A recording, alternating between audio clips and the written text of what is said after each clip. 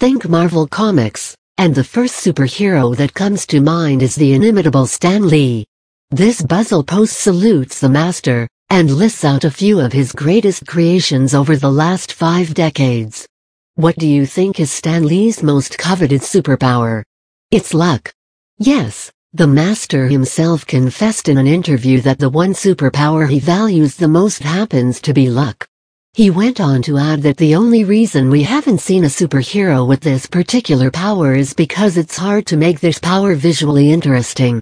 Stan Lee's name is synonymous with comic book legends, so much so that he can surely bag a spot in a list of superheroes himself.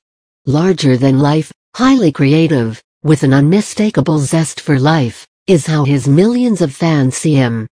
Some of the most iconic and badass of Marvel characters have been created by Mr. Lee, in collaboration with Jack Kirby and Steve Ditko.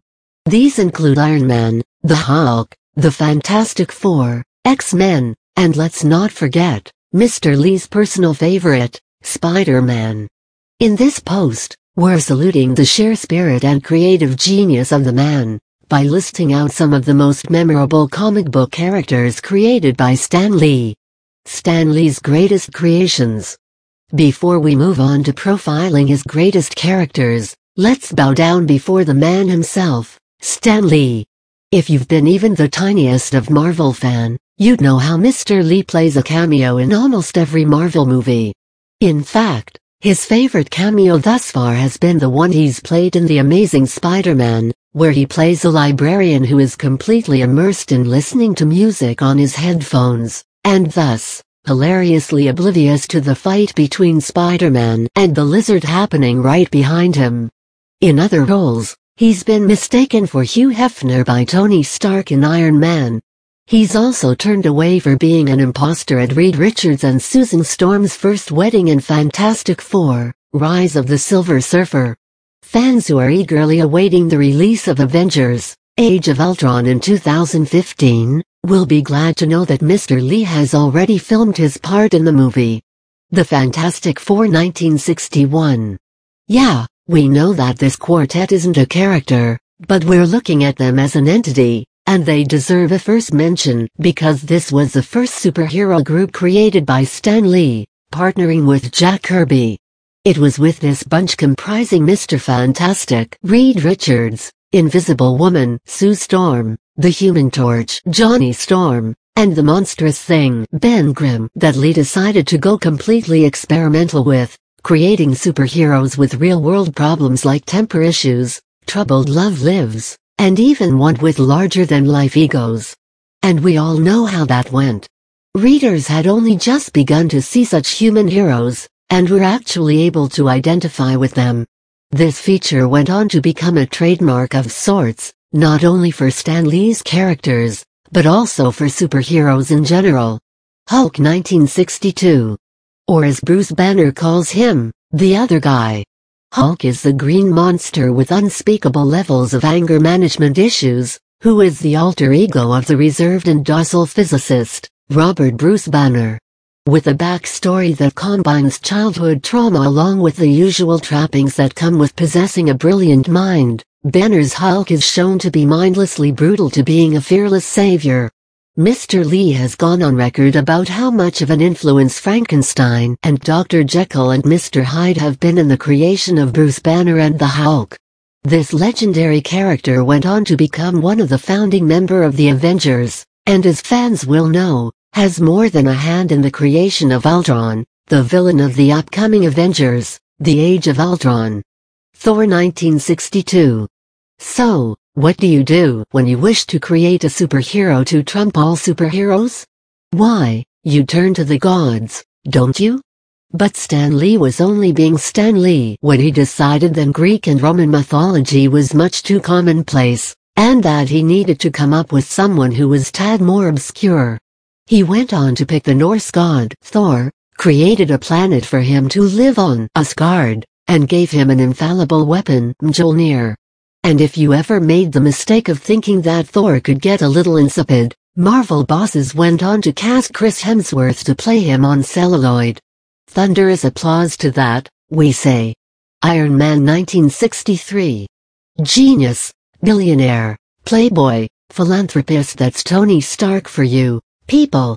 And mind you, this is when he doesn't have his armor on. Mr. Lee had long been toying with the idea of creating a capitalist superhero, and Tony Stark's unabashed turn as Iron Man fit the bill. With Howard Hughes providing the requisite inspiration, Lee's Tony Stark was quite the ladies' man with deep pockets and a sparkling wit to match. Stan Lee is known to have said that Iron Man's popularity was phenomenal during the early years, but it mainly comprised female readers, an aberration, considering how comic book fans were mainly males. With the movie version being totally nailed by the inimitable Robert Downey Jr., we can totally see how that must have happened. Spider-Man 1962. Stan Lee's Spider-Man was a groundbreaking character in so many ways. For starters, here was an ordinary teenager with limitless intelligence who was blessed with superpowers in the most accidental manner. Unlike Robin from the DC Universe, who was mentored by Batman, our dear Spider-Man had no one to depend on but himself. What's more, this boy wonder was almost always pitted against the most intense antagonists every time, be it the eccentric Doc Ock or the ruthless Green Goblin. Peter Parker was a puny, geeky teen who struggled to get the girl of his dreams, sustained on a meagerly paying job as he grew up, but turned into a formidable force to reckon with once he donned the Spidey suit. If that isn't a true superhero, I don't know who is. Green Goblin 1964. It's impossible to keep the Green Goblin out of this list now that we've mentioned Spider-Man. These two arch-rivals are yin and yang kind of combination, and one can't really imagine one without the other. Green Goblin is a one-of-a-kind villain who relies on his sheer intelligence and cunning to go one-up on his enemies. His array of gadgets can probably make Batman envious, and prove how technology can wreak havoc when it falls into the wrong hands. Norman Osborn has mainly been connected with this alias, however, there have been several other characters who have made use of the getup as well. Keeping in line with the Marvel trademark of making their characters' stories extremely personal, Goblin and Spider-Man 2 go a long way back, providing interesting dynamics to their relationship. Jean Grey 1963. If you're looking for the most complex character with the most simple, unassuming past in the Marvel Universe, look no further than Jean Grey. She's got an eidetic memory, can read minds, alter them, create cosmic fires, manipulate timelines and any form of matter, is an Omega-level mutant, and yes, also resurrect herself from the dead, because, duh, she also happens to be the Phoenix. Quite easily, she's the one who lends the man-bit to the X-Men, and really, we just can't help gaping at her with wide-eyed wonder.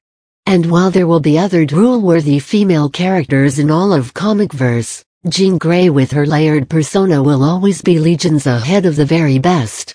Magneto 1963. While the X-Men of today have drastically changed from what they were during the Lee Kirby era, Magneto is one character who has managed to escape the great change. He still retains his whimsical persona, which makes him quite the bundle of surprise. Knowing his past, it almost makes one feel that his extremist views are justified, making him one of the rare villains readers identify with.